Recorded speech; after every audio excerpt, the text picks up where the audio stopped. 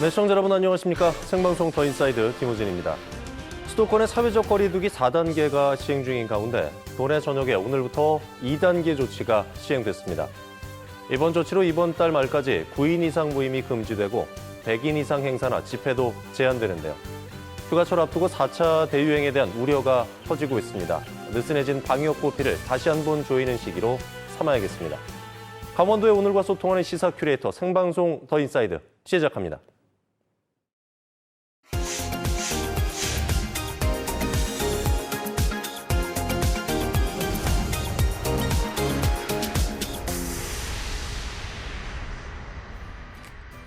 오늘 하루를 뜨겁게 달군 사건, 사고부터 놓치지 말아야 할 주요 뉴스를 한눈에 정리해드리는 오늘은 뉴스캐스터 서희원입니다. 강원도가 18개 시군을 5개의 권역으로 묶어 전국의 대도시에 대응하는 강원형 메가시티 계획에 착수합니다. 이에 따라 춘천권, 원주권, 강릉권, 설악권, 에너지 자원권 등 5개의 권역이 수소 스마트 산업, 생명 관광 산업, 동해안 에너지 산업을 축으로 한 혁신 성장 벨트 건립에 나서는데요. 대도시의 최소 인구 기준인 30만 명에 맞춰 권역별 자립 기반을 갖춘 도시를 구축할 계획입니다. 오늘 19일부터 50에서 54세 연령을 대상으로 한 코로나19 백신 예방접종 분산 예약이 실시됩니다. 분산 예약은 사전 예약이 일시에 몰리는 것을 방지하기 위해 예약 가능 시간을 연령별로 세분화한 건데요. 접종은 8월 16일부터 25일까지 약 열흘간 시행될 예정입니다. 원격 수업으로 급식을 제공받지 못한 도내 학생 6만 4,900여 명에게 5만 원 상당의 농산물 꾸러미가 지원됩니다. 지난 2월 도교육청은 미집행한 급식 예산을 학생에게 돌려준다는 원칙을 강원도와 합의하고 교육재난지원금 지원 조례를 근거로 한 지원 방안을 마련했는데요. 이에 따라 춘천과 원주 등 6개 지역의 학생들을 대상으로 친환경 농산물로 구성된 꾸러미를 다음 달까지 가정으로 배송할 전망입니다. 강원도가 접경 지역 음식점을 대상으로 평화지역 맛집 만들기 솔루션 사업을 추진합니다. 코로나19로 침체된 지역 경제를 활성화시키기 위해 추진된 이번 사업은 고성과 철원, 인제 등 접경 지역 5개 시군의 음식점 25곳을 대상으로 시행되는데요. 강원도는 오는 10월까지 1억 2천만 원의 예산을 투입하고 대표 음식 개발, 홍보 등의 사업을 추진할 계획입니다. 강릉에서 재진을 잇는 동해 북부선 철도가 설악산 국립공원을 우회하는 노선으로 변경되면서 사업 추진에 난항을 겪고 있습니다. 남북한 상생 발전과 유라시아로 뻗어가는 미래 성장 발판으로 평가받던 동해 북부선은 2027년 개통을 목표로 오는 11월 본격적인 공사에 착수할 예정이었는데요. 하지만 당초 협의됐던 설악산 국립공원의 관통 노선이 불발되면서 국립공원을 우회하는 노선으로 변경, 논란이 거세지고 있습니다. 동해 북부선 철도 사업의 일부가 생태 자연도 1등급 구간을 통과하면서 법정 보호종 훼손이 불가피해진 건데요. 생태적 가치가 우수한 설악산 국립공원에 미칠 환경 영향이 최대 변수로 작용하면서 사업 추진에 차질이 예상됩니다. 특히 동서 고속화철도 속초역 접속이 곤란해지면서 연내 착공 목표에 차질을 빚는 것이 아니냐는 우려의 목소리가 커지고 있는데요. 남북교류의 핵심 교통망이 될 동해 북부선이 차질 없이 추진돼 평화시대를 여는 마중물이 될 수 있길 바랍니다. 지금까지 오늘의 뉴스캐스터 서희원이었습니다.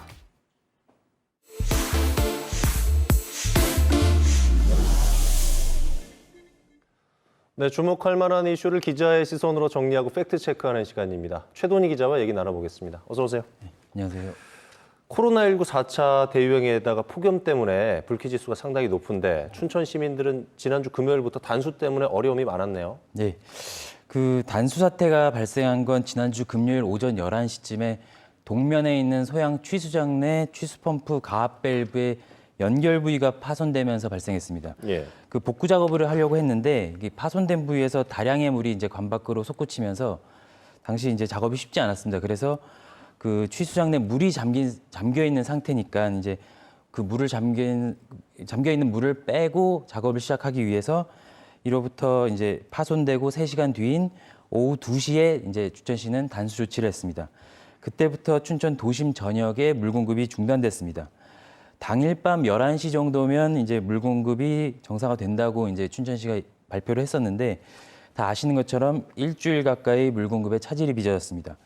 또 단수도 단수인데 이제 단수가 되고 다시 수돗물이 나오기까지 시간도 이례적으로 길었고 다시 나온 수돗물도 탁수가 나와서 시민들이 큰 불편을 겪었습니다. 근데 춘천시는 오늘 오전 남산면 마지막 가구를 끝으로 수돗물 공급은 일단 마무리됐다고 밝힌 상태입니다. 시민에 대한 안내도 좀 부족했고 춘천시의 대응 자체가 미흡했고 늦었고 이런 비판들이 좀 나오고 있는 것 같아요. 그렇습니다. 가장 많은 비판을 받는 부분이 그 부분인데 예. 단수 조치가 된 건 지난 금요일 오후 2시입니다.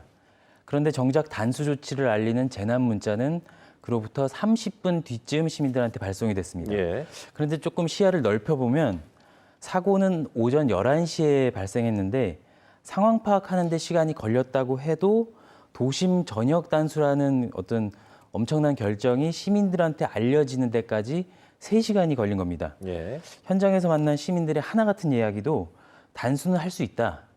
그러면 제때 제대로 알려줘야 준비를 하지 않겠냐는 이야기가 많았습니다. 그 이후에도 이제 춘천시의 상황 관리에 대한 시민들의 불만도 많았는데 이 수돗물이 끊겼는데 언제 다시 재개가 되는지, 예. 다른 지역은 나오는데 왜 우리 지역은 안 나오는지, 또 수돗물 공급이 재개되면 탁수가 나온다고 했는데 언제까지 나오는 건지, 이 물은 또 마셔도 되는지 이런 것들에 대한 정보가 거의 없었습니다. 예. 또 일단 단수가 된 날 그 이후에 급수 지원 같은 후속 대책도 좀 늦었는데요. 일단 지원도 뒤늦게 이루어졌고 읍면동 사무소를 통해서 전달하겠다던 생수도 어느 동사무소를 가면 뭐 생수병 2개를 주고 어디 동사무소를 가면 또 2박스를 주는 등 좀 우왕좌왕한 면이 있습니다. 예.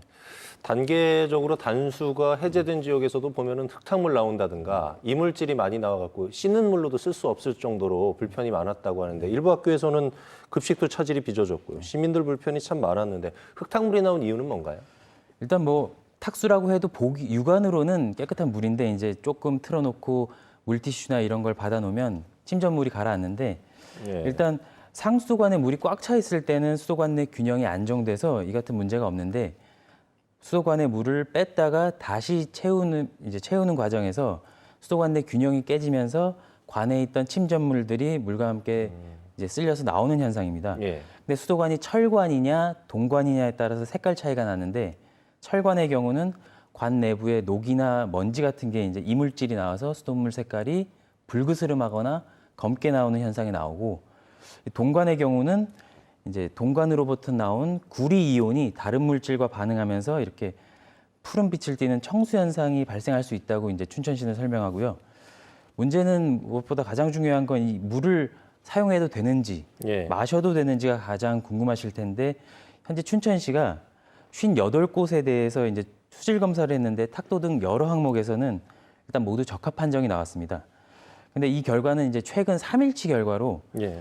이제 최종 그 수질에 문제가 없다는 공식 발표를 이제 하려면 이제 전문가 등으로 구성된 수질 안정화위원회에서 공식 판단 결정을 내려줘야 하는데 예. 일단은 춘천시는 수질에는 큰 문제는 없다는 입장이고 혹시나 또 하는 불안감 때문에 또 걱정하시는 분들 많을 텐데 이 먹는 물에 대한 신뢰를 확보할 때까지 춘천시는 수질 검사를 계속 이제 지속적으로 진행하고 시청 홈페이지나 스마트폰을 통해서 실시간 결과를 계속 제공한다는 계획입니다. 사전 관리라든가 위기 대처의 문제점이 드러난 건데 이번 일 어떻게 봐야 될까요? 물론 사전에 철저하게 관리를 제대로 했으면 이런 단수 조치 같은 문제가 발생하지 않았겠지만 예. 진짜 문제는 이후 대응에 있습니다. 그 현장 목소리의 상당수도 이 단수 자체에 대한 불만보다는 단수 조치 이후에 춘천시의 대응이 조금 미숙했고 미흡했다는 지적이 많았는데요. 예. 춘천시도 체계적인 대응 매뉴얼이 없다고 이제 앞서 밝힌 만큼 이번 단수 사태를 통해서 이 수도 행정에 대한 철저한 점검과 대응책 마련이 좀 필요해 보입니다. 안 그래도 코로나19 상황 때문에 집에 있는 시간이 늘었고 무더위 때문에 단수 조치가 더 힘들었는데 단수 나흘째도 조치나 구체적인 안내가 부족했던 춘천시 대응은 상당히 좀 아쉽다라는 생각이 들고요. 체계적인 대응 시스템과 결국은 사전 관리로 앞으로 이런 일이 되풀이되지 않도록 주의 깊게 살펴봐야 되겠습니다. 최동희 기자, 잘 들었습니다. 네, 감사합니다.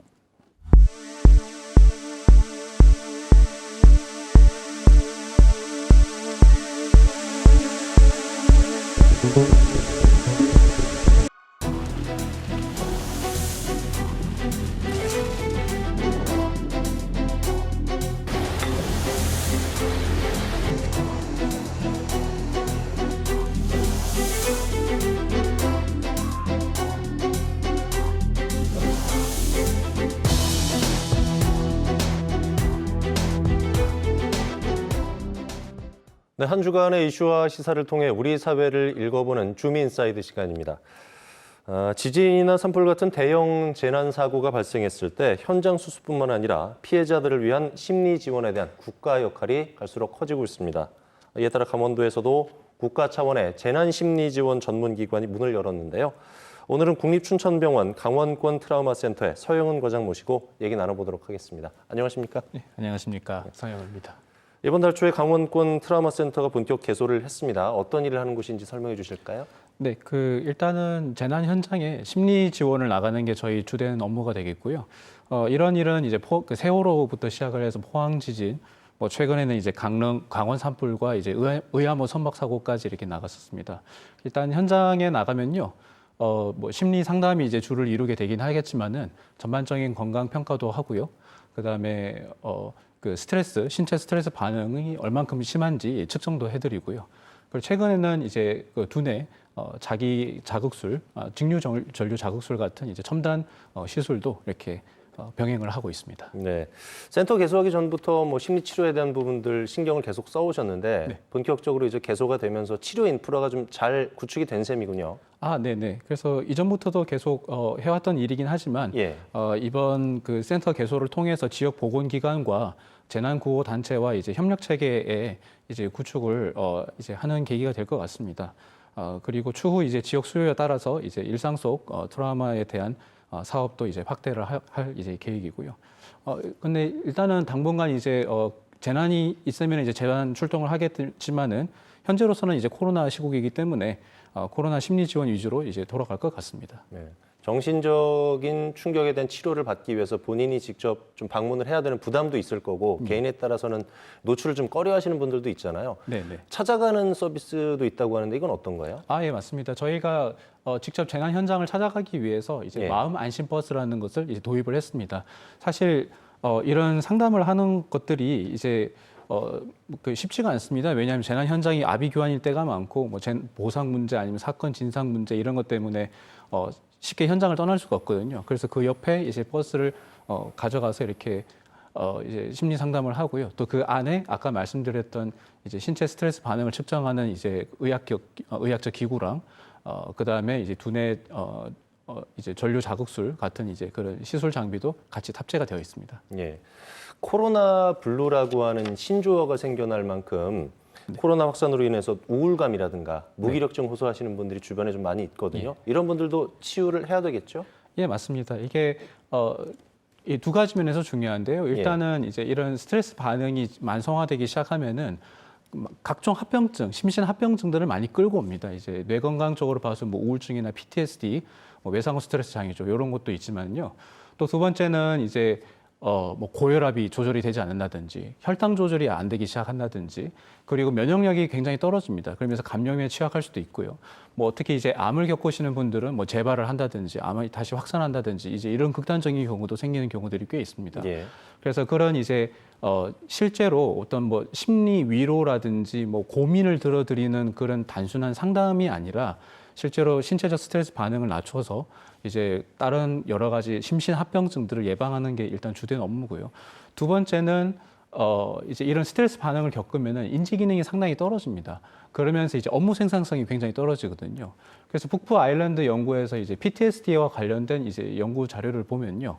1년 동안에 이제 뭐 한 2,100억 원 정도의 이제 그 사회 경제적 비용이 발생하고 그다음에 뭐 220만 일 정도의 노동일이 이렇게 손실이 되었다. 예. 이제 이런 PTSD의 어떤 그 인지 기능 저하 때문에 이제 그런 게 있어서 저희가 하는 일은 이제 치료를 받을 이유는 이제 건강에 대한 것도 있고요. 또 하나는 이제 본인의 어떤 일상생활로의 복귀, 직장 생활의 어떤 업무 생산성 이제 이런 걸 보존하기 위한 것도 있다. 그래서 치료는 공고된다. 이렇게 예. 보시면 될 것 같습니다.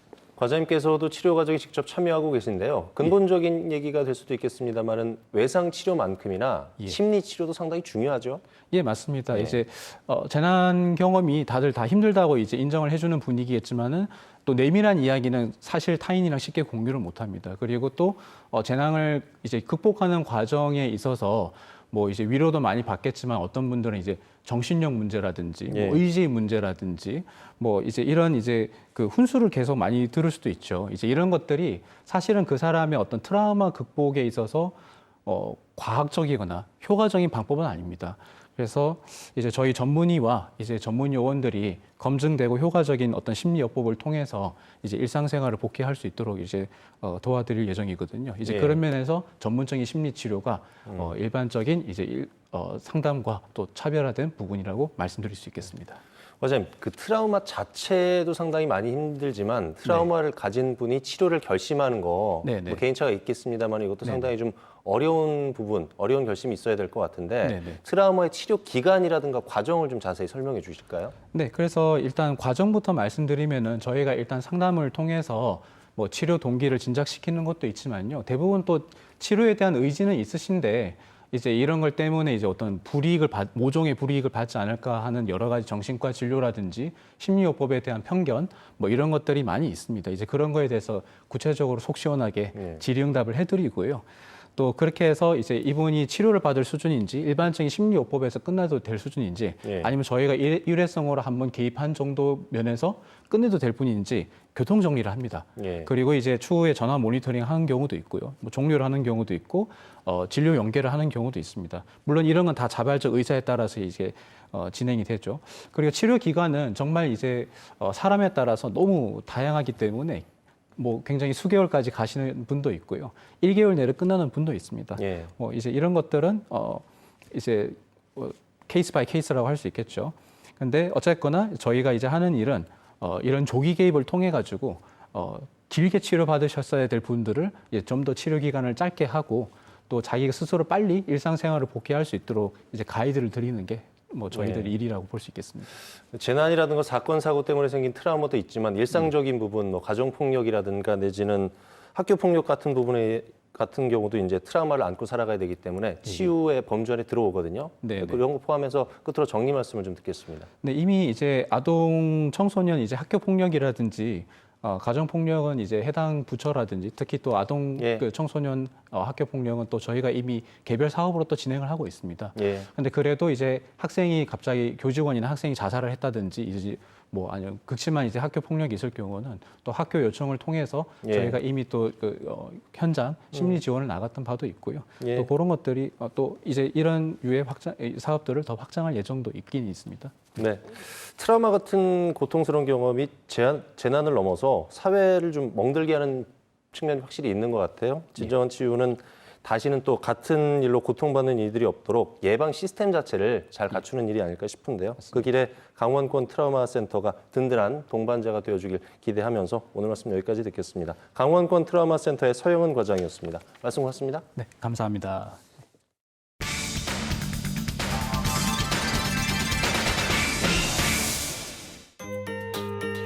최근 강원도에서는 농촌에서 지내는 한 달 살기 열풍이 불고 있습니다. 2009년도에 저가 이제 퇴직을 해서 이제 농사 시작했죠. 양양에서도 미리 살아보기 프로그램을 진행하며 먼저 귀농귀촌한 멘토와 도시민과의 소통이 한창인데요. 도시민들이 농촌에 오시기 전에 미리 농촌 생활을 통해서 농촌 생활을 경험하고 지역에 있는 농가라든가 일자리라든가 또는 본인이 갖고 있는 재능 기부를 통해서 정착을 쉽게 하도록 하는 그런 프로그램입니다.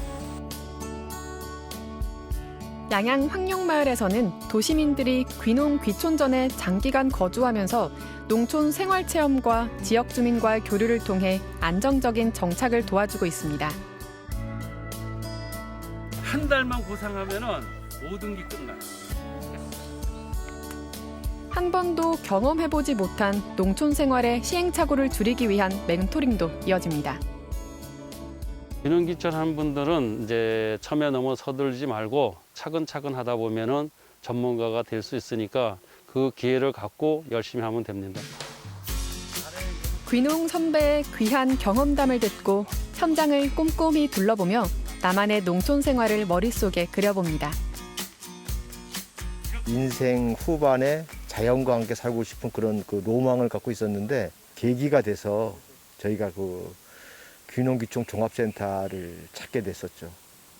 양양 고속도로가 나면서 교통도 서울하고 편리해졌고 그 산, 바다, 그다음에 물이 많고 또 공기가 좋고 그래서 뭐 좀 선택하게 됐습니다. 구룡령 산자락 동쪽에 위치해 있는 황룡마을은 때묻지 않은 자연 속에서 주로 농업을 하며 살아가는 산촌 생태마을인데요. 깨끗한 산천을 즐기려는 발길이 이어지면서 미리 살아보는 귀농 귀촌 마을로 손꼽히고 있습니다. 양도 많고 있는데. 앞으로 농사를 하기 위해서 여러 가지 작물을 키워보면서 저한테 어떠한 작물이 맞는지 공부하고 있습니다.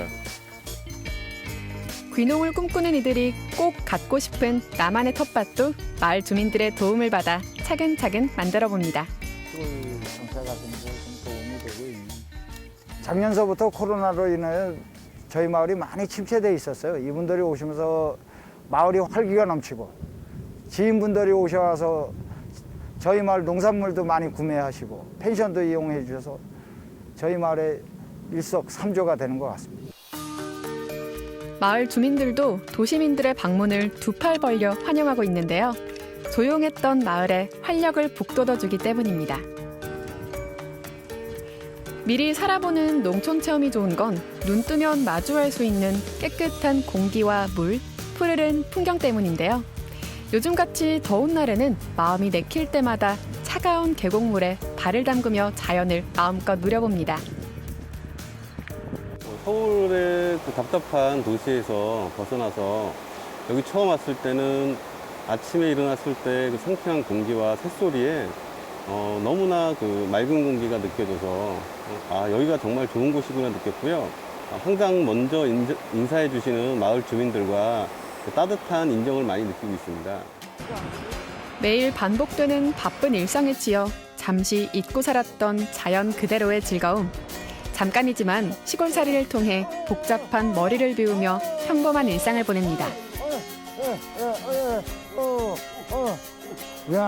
내년에는 이제 프로그램적으로 올해 조금 부족했던 부분이나 이런 부분들을 조금 더 보완해서 도시민들이 이제 귀농귀촌을 했을 때 조금 더 도움이 될 수 있는 쪽으로 많은 프로그램을 이제 개발하고 이제 이끌어 나갈 생각입니다.